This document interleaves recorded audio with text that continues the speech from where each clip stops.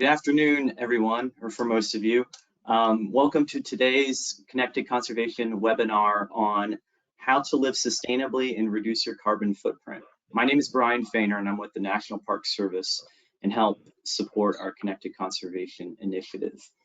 The Connected Conservation webinar series focuses on how NPS staff and partners can use various tools and strategies to further landscape conservation. We're having a mini series focused on how individuals and communities can help with addressing the biodiversity and the climate change crisis. And a recurring theme, which you'll hear throughout the webinar series, is that the federal government can't fix these problems alone. We need help. We need you. And so that's what this webinar series is focused on, is how individuals can help in our daily lives. You can register for future webinars in this series by going to our Connected Conservation public-facing website, and I'll put a link into that in the chat box here momentarily. And throughout today's presentation, if you have a question, just type it into the questions tab and we'll revisit the questions following the presentations. And also, as a reminder, the webinars are open to the public. So in the future, feel free to invite your friends and colleagues to future webinars. With us today are two fantastic presenters. There's one substitute. I'll just get out there for transparency. We had someone with Department of Energy lined up. He wasn't able to make it, but thankfully we have a substitute with the Park Service. It's going to be a great fit and going to be a great presentation today. But guests first. So let me introduce first Stephanie Santell, who's a senior policy advisor for the EPA's Climate Adaptation Program in their Office of Policy. And within the Office of Policy, they bring together people, organizations, and new ideas to tackle the climate crisis.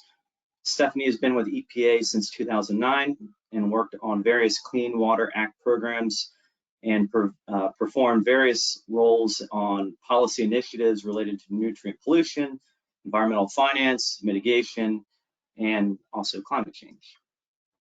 Larry Perez is a communications coordinator for the National Park Service's Climate Change Response Program. He's been with the Park Service for 22 years.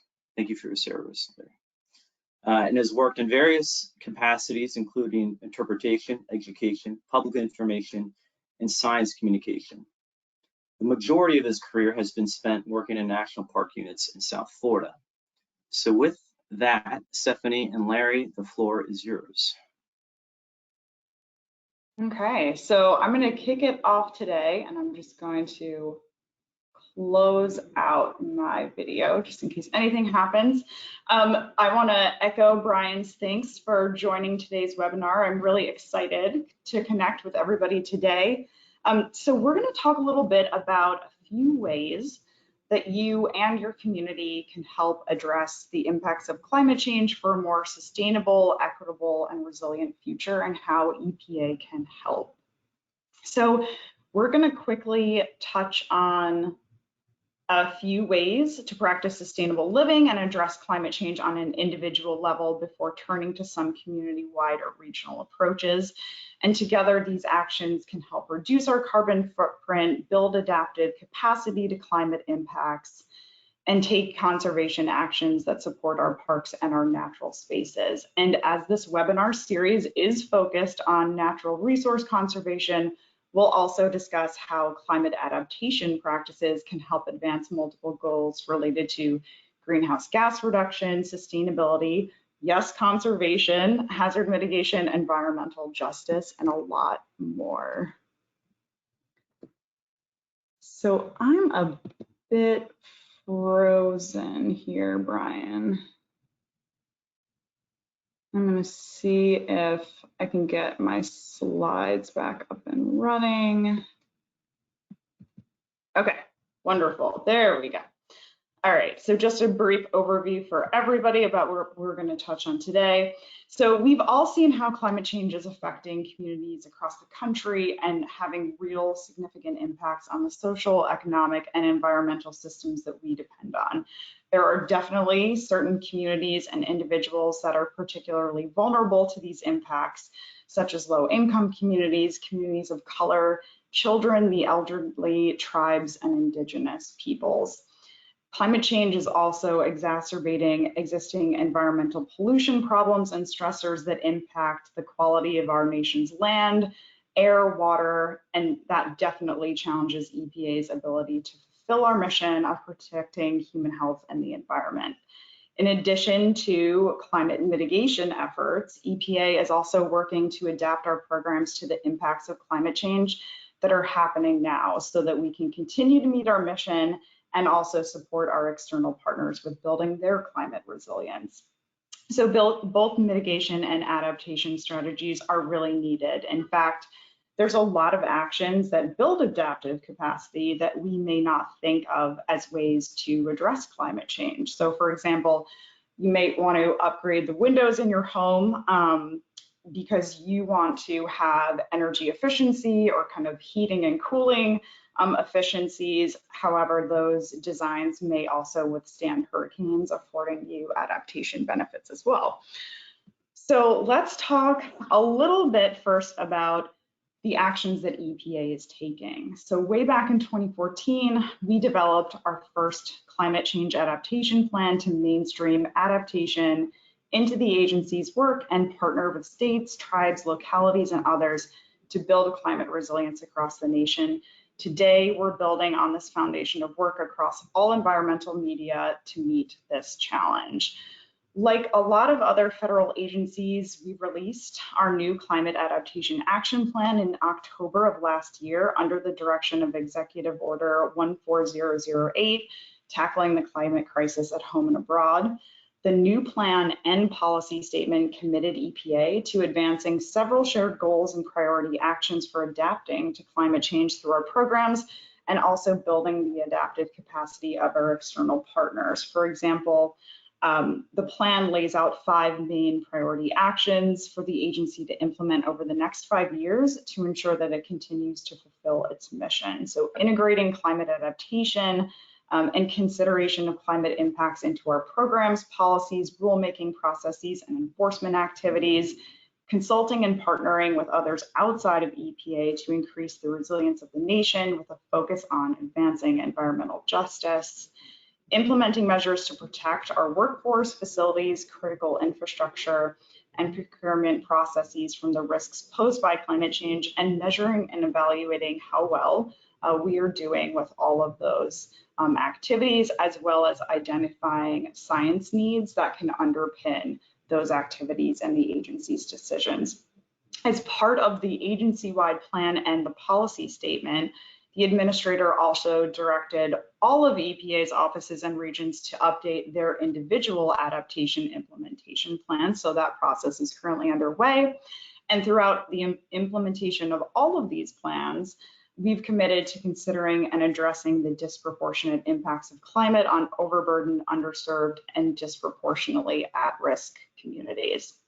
So the good news is that EPA already has a myriad of resources available to help its external partners undertake a variety of climate mitigation or adaptation activities by providing technical assistance to help plan, assess, and respond to climate risks or vulnerabilities, offering financial support for investments in climate-aligned projects across the country, and offering stakeholder convening and outreach or education support to increase awareness of these risks, how they may impact communities, and how they may impact local program effectiveness.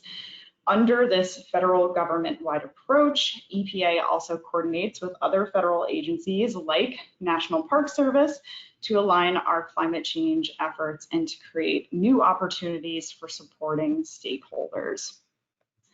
So because other federal agencies, states, tribes, communities, non-governmental organizations, and the private sector all play a role with advancing the nation's resilience, it's particularly important that we use these agency-wide adaptation plans for EPA, National Park Service and DOI, and other federal departments as a path forward.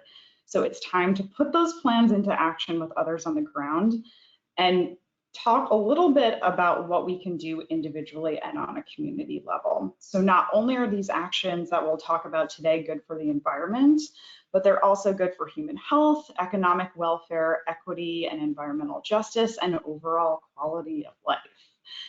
The actions and the resources I will hit on in the next few slides are by no means an exhaustive list. Many of them can also be performed on an individual or community or regional level, so they're a bit interchangeable as well. So let's talk about the resources that can help inform everyday individual actions. So as a consumer, a property owner, or business, you can lessen the impacts of climate change by making choices that help reduce emissions and advance sustainable outcomes. So while these suggestions that you see in black here are probably very familiar, the EPA resources that are available to support these activities may not be. So switching to energy efficiency alternatives and using cleaner energy sources is one of the most cost-effective ways to reduce greenhouse gases and combat climate change while saving you money.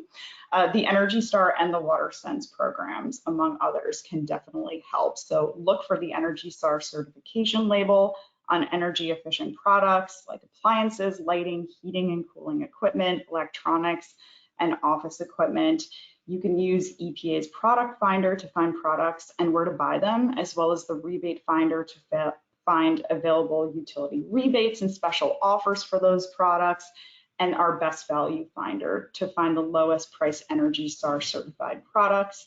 You can also heat and cool your home efficiently by properly sealing and insulating with Energy Star certified windows, doors, or heating and cooling systems. And for a whole house approach, you can use the Energy Star Home Advisor tool or the Home Performance with Energy Star tool.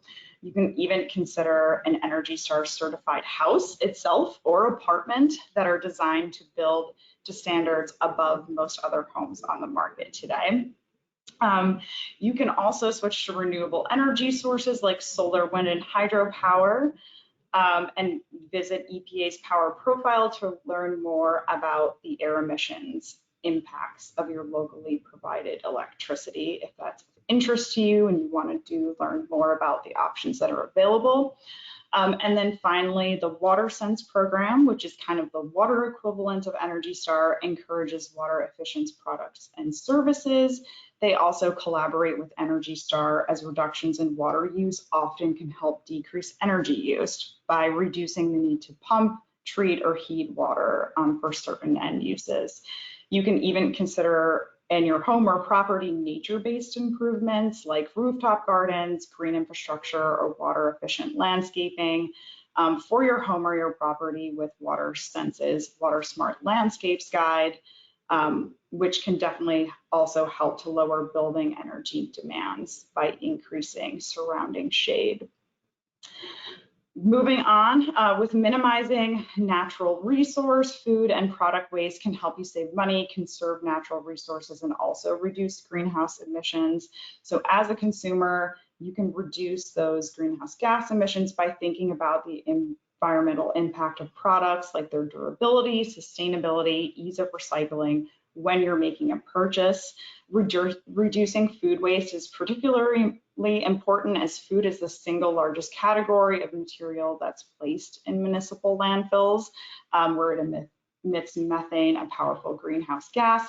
And then of course you can reuse or repurpose items like clothing, grocery bags, containers to just cut down on the amount of waste you create.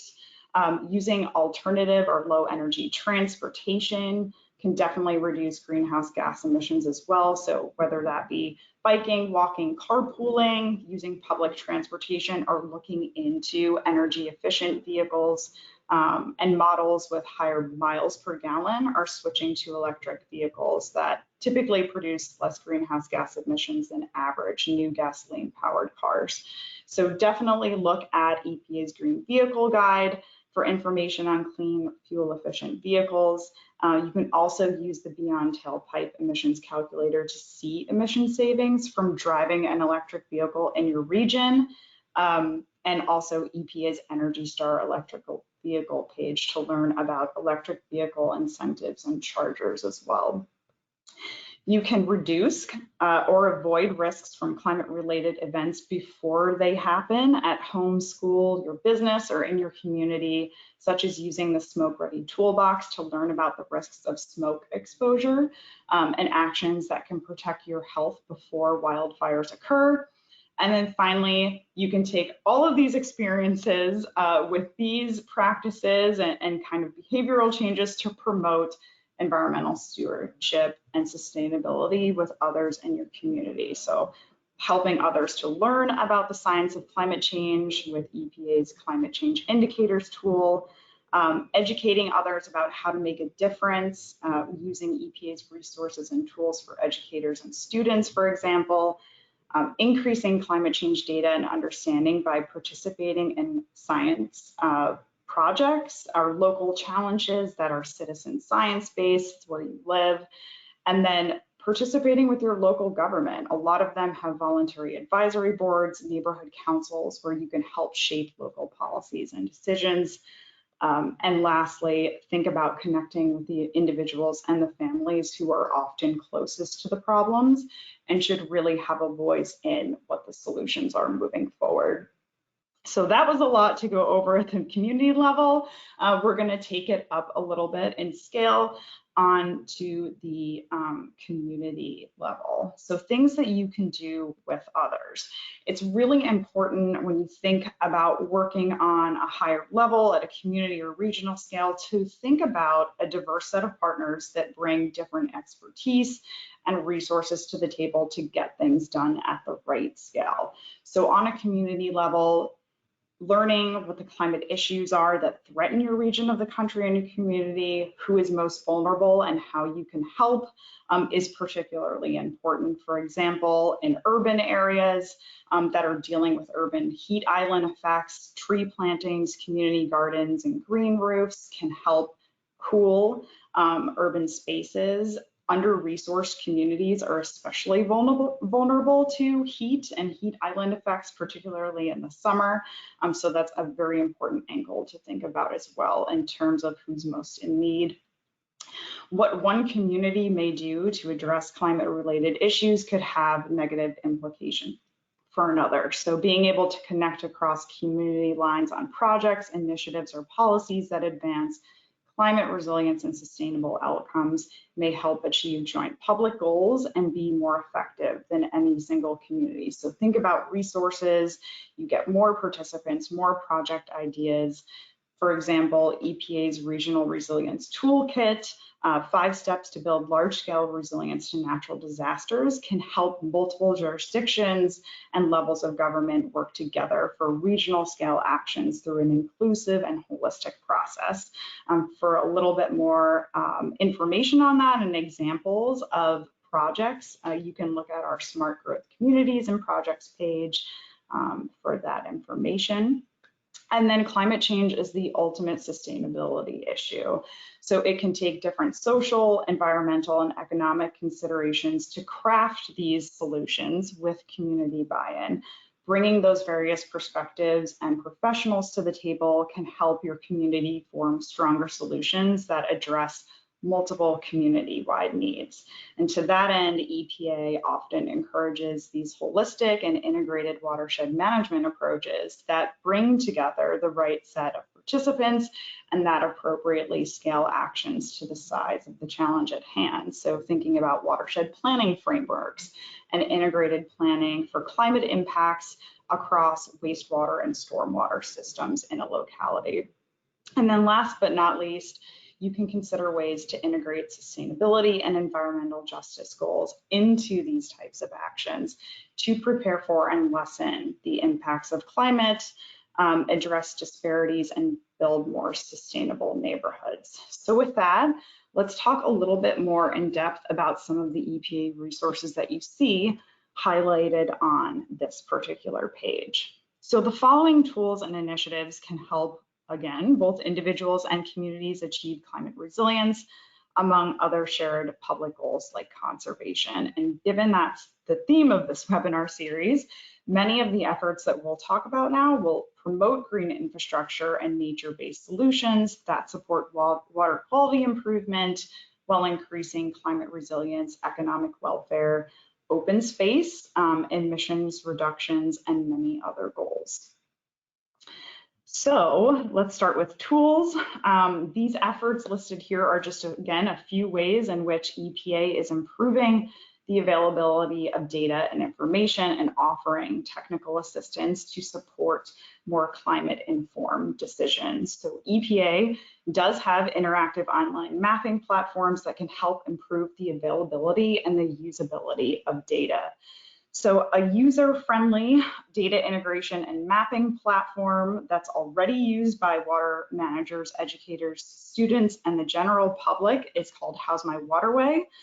In the near future, EPA will incorporate climate-specific data into this app and continue to work with our interagency partners to grow the underlying foundation of the app's data. But right now, you can jump online, you can look up an area of interest, you can put in your zip code, and you can pull in a ton of information right in your backyard where you live on your water quality resources.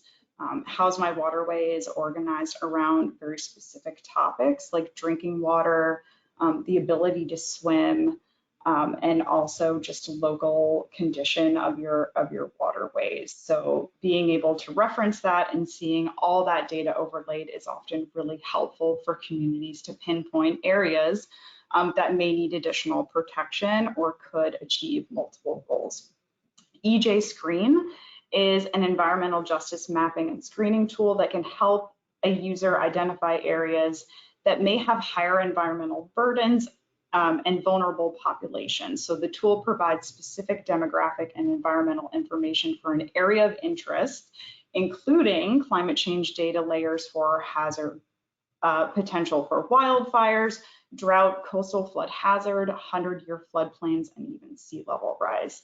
So improving the accessibility and transparency of water, climate, land use, and other types of data to the public through these interactive online mapping platforms will not only help support climate-informed decision-making, but also ensure that we can all make collaborative, holistic decisions from the same set of information. That's particularly important. We also have a lot of programs that offer technical assistance. The Creating Resilient Water Utilities Initiative uses tools like the Vulnerability and Self-Assessment Tool and the Climate Resilience Evaluation and Awareness Tool, or CREATE, to assess the climate risks and vulnerabilities that may impact water utilities and their operations. So these assessments are then used to inform planned improvements and adaptation strategies, which we'll talk about on the next slide. Our Climate Ready Estuaries program works with the NEPs and the coastal management community to assess climate vulnerabilities, to develop and implement adaptation strategies, and engage and educate stakeholders. So their checklists of potential climate change risks and help organizations that manage places, wetlands, or coastal environments get started on a risk-based climate change vulnerability assessment. They also have a workbook for helping folks on the coast develop adaptation plans. So although this program emphasizes climate impacts in coastal places and water bodies, I just wanted to note that its tools do have broad applicability to other areas, so please don't let that keep you from checking them out. And then finally, our Office of Community Revitalization, offers tools, technical assistance, and other resources to support community-driven growth and development strategies that are better for the environment, human health, equity, and the economy. So this office has a ton of tools available, such as the Smart Growth Fixes for Climate Adaptation and Resilience document that communities and individuals can use to prepare for and adapt to climate change while attaining other goals and benefits. So definitely should check that out. The last thing I have on here is the Healthy Watersheds program at the top, which offers a very strategic framework and tools that support holistic watershed protection for state, tribal, and local programs, help them really get an understanding of watershed health, and also help them understand what vulnerabilities could potentially endanger their watershed health moving forward. So a lot of great tools to check out for assessment there as well. Okay, so collaborative initiatives. Aside from tools, EPA has several coordination frameworks to bring people together on a local or regional scale for joint action. So the programs listed here, they all convene diverse stakeholders within a region or a community to help protect and restore their natural resources. And they are all performing extensive habitat protection and restoration activities, ranging from seagrass and wetland restoration to urban park and forestry initiatives. So the national estuary programs do assist, the national estuary program at EPA, I should say, assists the voluntary ecosystem-based network of 28 individual national estuary programs across the country that protect and restore water quality and habitat in their local watershed. So some activities implemented by these NEPs, as we call them, include monitoring, restoration, community outreach, for a variety of water management projects, like installing nature-based solutions like living shorelines or habitat restoration projects. The NEPs have demonstrated a very impressive ability to secure and leverage funding from a variety of sources, protect and restore coastal habitats, broaden public understanding, and tackle pretty complex water quality issues. EPA and the 28 NEPs have been working to address the impacts of climate change in their communities and regions, and in part thanks to the Creating Resilient or Climate Ready Estuaries program, a majority of the NEPs have incorporated climate change into their long-term management plans. For the geographic programs, they also use collaborative problem solving and partnerships to support watersheds that sustain their unique ecosystems, their communities, economies, and recreational opportunities. And many of these efforts support an array of nature-based infrastructure projects, from rain gardens to marsh and big-scale tidal wetland restoration projects. So these programs are creating opportunities to work across federal, state, and local lines with tribal partners or citizen groups and others in this watershed area that they reside in.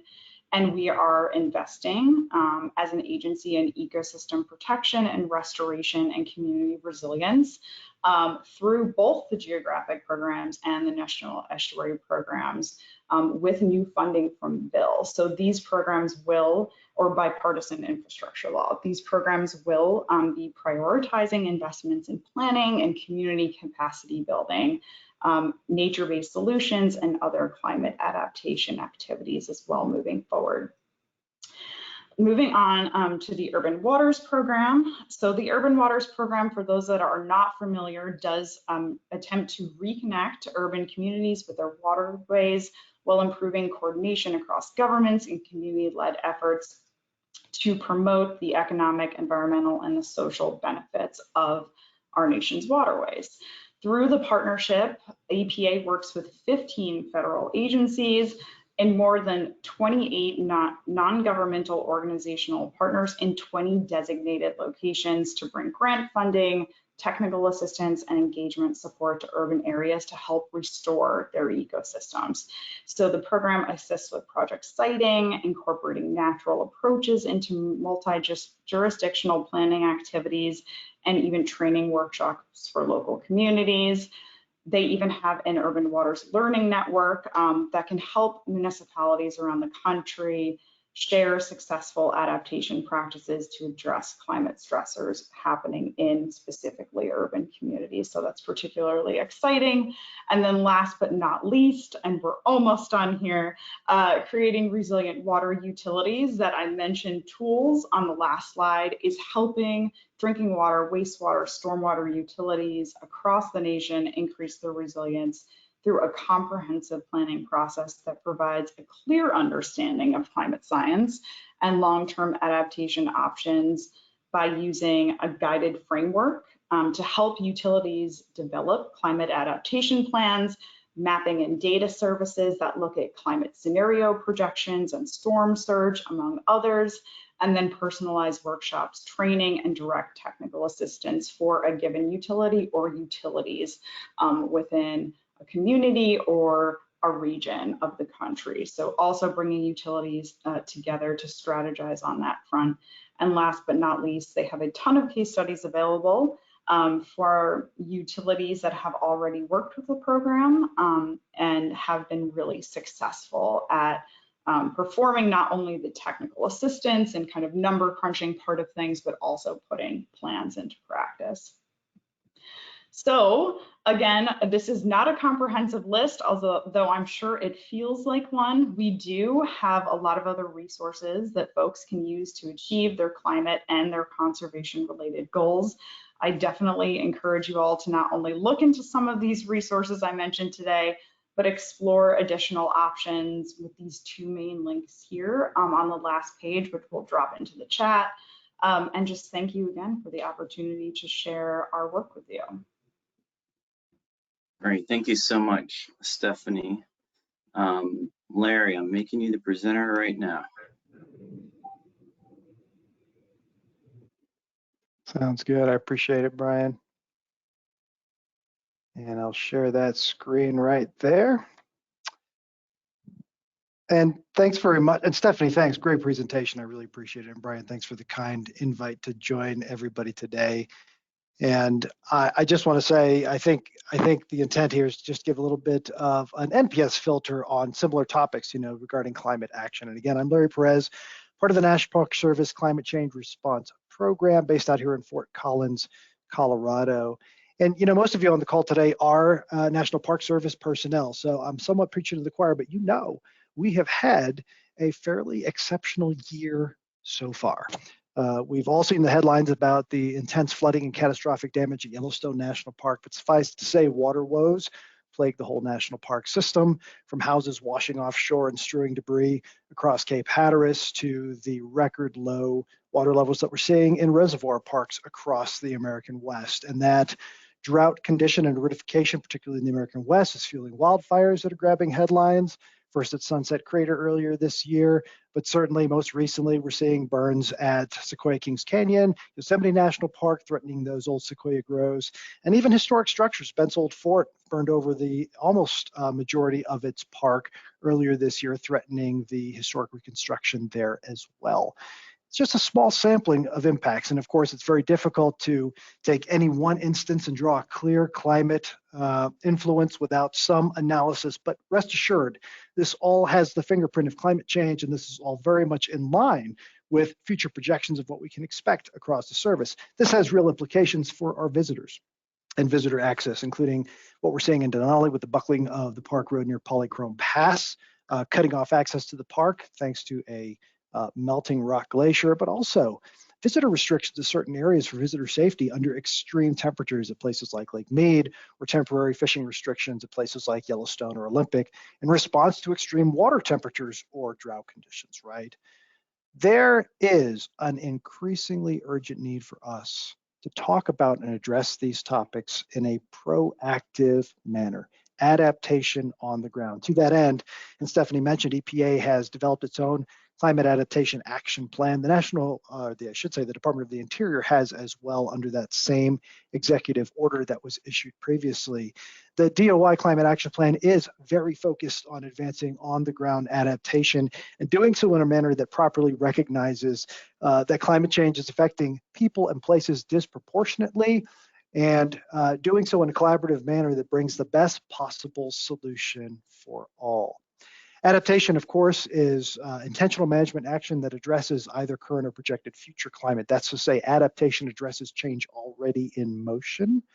And as Stephanie correctly said, it's one side of the climate change response coin. The other side is stemming our root contributions to the problem, right? Stemming our greenhouse gas contributions as best possible in the form of mitigation strategies. The National Park Service for a long time has been operating under the Green Parks Plan, which is the broad sustainability framework for operations, sustainability writ large.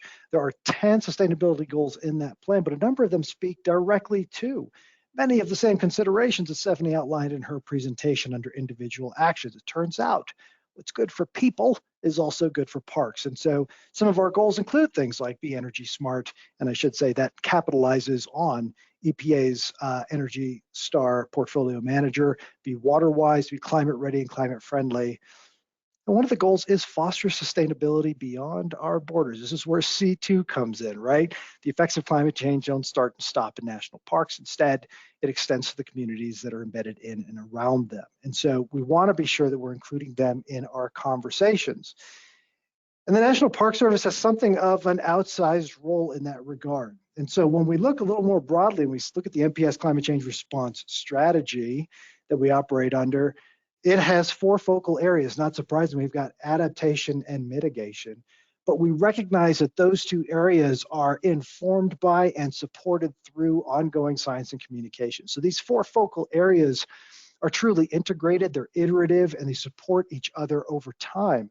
Communication is an absolutely vital part of adaptation and mitigation actions for our agency and others. For the National Park Service in particular, we feel we've got a really outsized role in that conversation again, and that has to do with the fact that relative to other federal land management agencies, we have an army of personnel that are involved in communications, in-park interpreters, K through 12 curriculum-based educators, visual information specialists, public affairs personnel, science communicators. We have people whose bread and butter it is to tell this story, among others that we tell.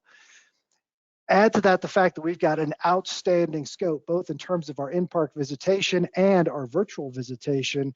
We have an opportunity as a Bureau to really advance the national dialogue on this issue and do so meaningfully. And again, we have an increasingly urgent need to put our cards on the table and truly inform our communities about what's happening and what we're seeing in our parks.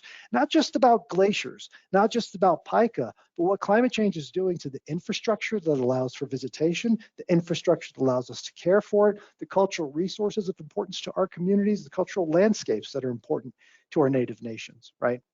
So it's more than just those abstract concepts of glaciers and pika. There's a lot going on in our parks. And increasingly, it's really important that we move beyond talking just about the impacts, right? There's a really applied reason for this. We want to bring people by the nose from talking about the impacts we're seeing to talking about those tangible on the ground solutions. And I'll ask Brian to share a link to an article we wrote not too long ago called How to Counter Debbie Downer. That talks about the importance of that full arc for leaving people inspired, motivated, and hopeful as a precursor to taking action, right? So I'll let you read that at your leisure. But suffice it to say, there's a lot of solutions out there we can talk about, like the science, the robust amount of science that's taking place in our parks. It's not just telling us what's happening in parks, that's actively informing and pointing us to viable solutions for our future. We can talk about the mitigation strategies that are already on full display in parks across the country. Everywhere we took steps to advance efficiency, invest in renewable energy, electrify our vehicle fleet, we should be talking about those as an entry point to this larger discussion about our climate crisis. And increasingly in parks, there are in fact visible, tangible, on-the-ground solutions, adaptation actions happening in parks. And we need to be sharing these with our communities and with one another, not only to inspire one another to say that yes, adaptation actions are possible, they are within our management policies, they're totally within the realm of possibility, but also to get us thinking creatively about places for which we haven't yet adapted, places that are increasingly in the crosshairs or for which we need to revisit earlier adaptation options. And as we do that, it's important to bear in mind that the same consequences befalling our parks are also doing so, again, in the communities that are embedded in around them, right?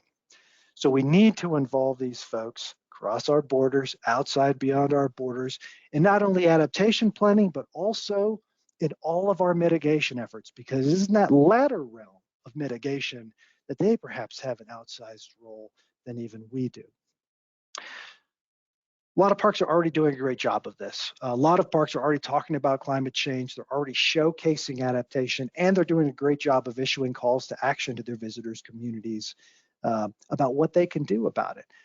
As an example of that, I'll ask Brian to post in a link to an at-home page that we have on our nps.gov climate change subject site that offers ideas beyond, when you're in the park, there's ideas for how you can visit green, but then it's about going home and taking some of those behaviors home with you. What can you do at home? And I encourage you to look through that list and have a look at the different things that are on there. As you do, a couple things that probably stand out. Number one, a lot of the individual actions that Stephanie talked about are fully replicated here as well. By the way, there was no collusion coordination. In fact, Stephanie and I didn't even know we were presenting on this until Friday when we had an audible on the substitution. But listen, these individual actions are something along the lines of common sense. So they all kind of make sense and they all work together. In our case here, what you'll notice as you look through some of the recommendations is that we not only talk about using your body, eschewing a vehicle, taking a bike ride or a walk if you can, but then when we make that recommendation, we'll make a tie to some site story that we already tell somewhere in the park system. In this case, we link to the Lewis and Clark National Historic Trail. That's an example of what people can do with just the force of muscle and bone. And when we talk about maxing your MPG and encouraging people to think about fuel efficiency, considering hybrid technologies, considering electrified vehicles, we link to the Wizard of Menlo Park. We draw in the story of Thomas Edison National Historic Site because that is the anchor. That is a story that we already tell, and that is our inroad to this topic and subject matter with our visitors. Stephanie very clearly laid out some individual actions and some community actions. And as you look at those community actions, they very much parallel what we espouse on our site as well. Be an active citizen. We encourage civic action. Our parks tell this story robustly. Whether you're at women's rights, whether you're at Selma to Montgomery, whether you're at Cesar Chavez, we tell these stories about the importance of civic action for the purpose of encouraging it. So it's within our wheelhouse to do so on modern day topics like the climate crisis. Care for others, right? These are very much in line with what Stephanie shared earlier, and we as an agency should be very ready to share these ideas and strategies and be party to them as well. By the way, this tie-in to the site stories in our history, a lot of parks, if again, you have fires that are ravaging your forests, if you have glaciers that are melting, if you have pika or other wildlife that are endangered, you're already probably doing a really good job telling this story. For interpreters at a place like Antietam National Battlefield, for an interpreter at a place like Timocockery, or even Fort Laramie, this might be a tougher sell because sometimes our communicators at these parks might not always see the nexus between their site stories and the climate crisis. I assure you, it's there. The climate change is exerting an influence on each and every one of our 426 sites simultaneously, albeit to different degrees and different severities, but the effects are there and they have consequences for the resources at each of those sites. So these are important conversations to have at all of our sites, but the natural entry point might not always be readily apparent. I promise you that they are there. Every site has a climate story to tell. In some cases, our sites speak very deliberately to the causes of our current climate crisis. We can point to actions from our past that had unintended consequences for our present and explore that further. But many of our sites do the exact opposite. They give us redemptive stories of hope, examples of how not just communities, but in fact entire countries rose up in commonality against a common threat. They point to the promise of science and technology for yielding us a better tomorrow. In many of our parks, we have examples, wolves, wildfire, wilderness, where we were able to turn public perception 180 degrees over time to the benefit of those resources. And in some sites like Stonewall, we know that public perception fortunately can change along much faster timescales, sometimes a single human generation. These are important stories to tell in the context of difficult issues we face today, particularly climate change, which is the environmental issue of our lifetimes. We've been working over the past 2 years to develop a toolkit that we now call History and Hope with some very motivated and excellent partners across the Park Service that we will make available and unveil on August 10th during a webinar. I'll ask Brian once more, I've been keeping you busy, to share a link to the registration of that webinar if you'd like. This is a toolkit that was deliberately crafted to help those cultural and historical parks discover the relevant climate site stories and broach the conversations with their employees and their visitors and their communities in a meaningful way. So I invite you to see that. And I'll just pause and depart with a thought. I'm a big fan of Michael Pollan. Michael Pollan, very, very popular food writer, wrote one particular tome called In Defense of Food, in which he gives his 7-word interpretation of what constitutes good nutrition. He says good nutrition is eat food, by which he means whole foods, unprocessed foods, not too much, mostly plants. Beautiful in its simplicity and its curtness. I will share you my 7 words for today. Climate change, it's urgent. Talk about it. And then act. So I'm going to stop there. Brian, I'll kick it back to you. And I'm just going to stop sharing my screen here for you. Well, thank you, Larry. That was exceptional. And thank you, Stephanie. So Stephanie, if you can come back as well. Fantastic. Man, there's a lot of great information there. And I tried, Larry and Stephanie, to put as many of those links into the chat. And so folks, hopefully, sorry to bombard you with all those great links, but I mean, I think, you know, there's a lot of great information out there, and there's a lot of great programs, and there's a lot of great resources for individuals out there. So, I mean, Stephanie in particular at the EPA was overwhelmed, like all these cool stuff that you guys are doing there. So thank you for 2 great presentations. Q&A time. So folks in the audience, again, if you have a question, go ahead and type it in, and we'll start our Q&A here. I mean, there's one question already that came in, and it's asked, can we please provide the links to participants in an email afterward? So I think the best way to do that, the easiest way to get a hold of some of those links is to either email me, or you had, I think, the emails for Larry or Stephanie. You can reach out to them as well. But absolutely, Brian_Fainer at nps.gov. I can get you links to those if Larry and Stephanie could not, because there's a lot of great stuff there. So one of the initial questions I had for you both is how well do you think the federal government is communicating sustainability and how the public can reduce their carbon footprint? How well are we doing that, and what can we do better? Or I guess, what are some challenges? What are some opportunities? You can take that however you want.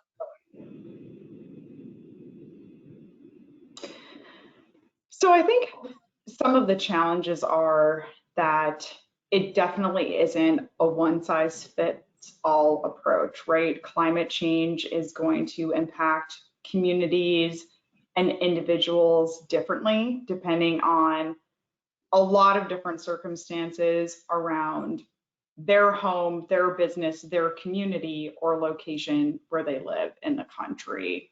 And so there's a lot of variability when we consider, developing a tool or a guidance document or a product that's meant to speak to a very broad audience. But then there's all these intricate considerations that you want to build in, not as questions for us to answer, but as the ultimate end user of that product to answer. So I think that thinking strategically about audience and making sure, like I said, that people have access to climate data, information on risks and impacts and vulnerabilities is particularly important when you are working with a variety of stakeholders or a variety of program partners, to make sure that people can take that information and package it and apply it in a way that resonates with their needs, their goals, and where they live.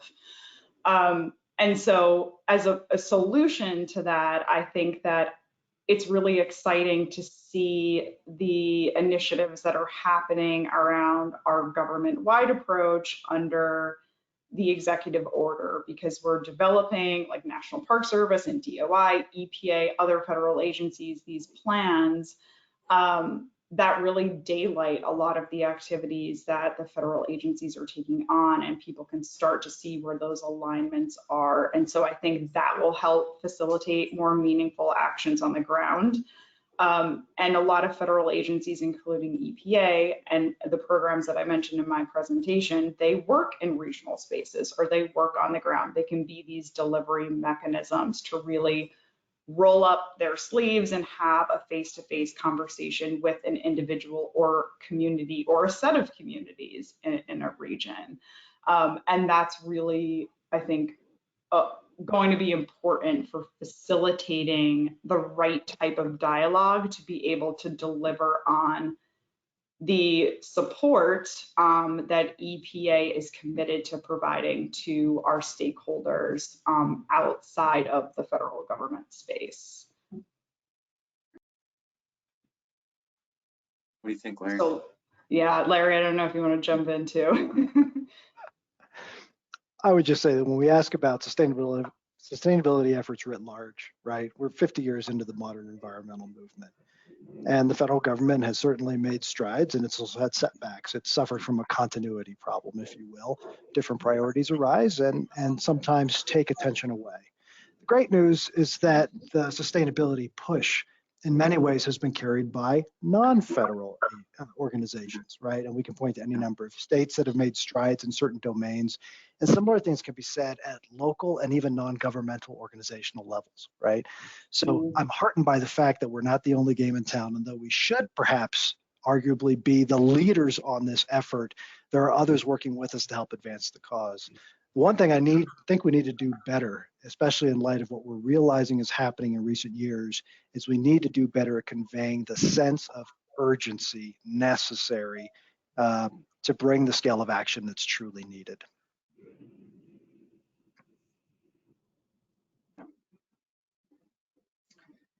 We talked about this a little bit before the presentation, and you brought this up too, Larry, as well, but climate change can be very depressing. Water-related conservation, water quality issues can be depressing. So how can we motivate the public to help? How can we motivate one another, people we meet in our daily lives? How can we encourage more sustainable lifestyles?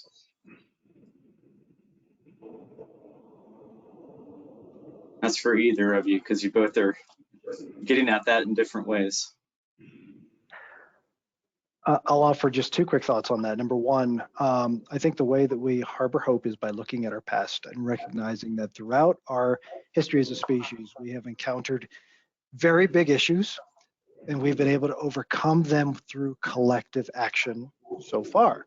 So if history is our guide, I think we have a lot of reason to be hopeful going forward. It's not to diminish the need for immediate action, it's to support the need for it. The other thing I would say, and this is a very Park Service perspective, but I guess I just finished reading a book along these lines that left me very hopeful, is that when we look, listen, we're one of many species on this planet. And when we look through our long history, our geologic history of climatic changes in the past, although the cause and rate was very different, we recognize that a number of species were able to withstand that level of change, particularly if they were insulated from other stressors, right? So just taking a cue from our past biology, I think we as a species do have a fighting chance if we can figure out how to manage everything else that's going along in tandem with climate change. So I think that there's, in the challenges that climate change presents, there are just an incredible amount of opportunities to make life better, quite frankly. I think when people talk about climate change, when they talk about sustainability, I think taking action on these types of issues does require what some people refer to as this systems perspective of it just can't happen, like Brian's saying, at a federal level. It can't just happen at a state level.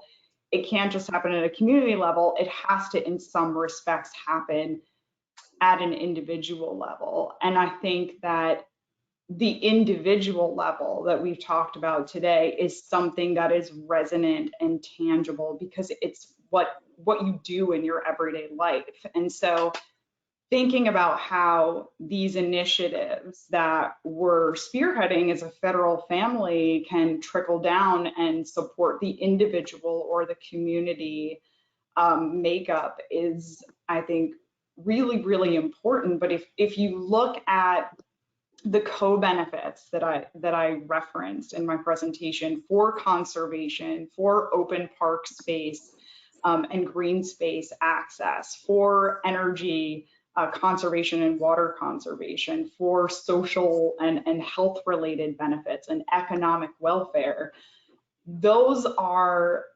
very important reasons alone, I think, to consider some of these practices and alternative ways of thinking about how we do business or the products that we buy, or the decisions that we make, the other decisions that we make in everyday life. So I think that even with the bipartisan infrastructure law, you see a lot of that, right? Like there's these opportunities to really change our national infrastructure that is critical community infrastructure that we rely on, whether it's hospitals or drinking water infrastructure or wastewater infrastructure. And those are systems that we use every single day. So they are present.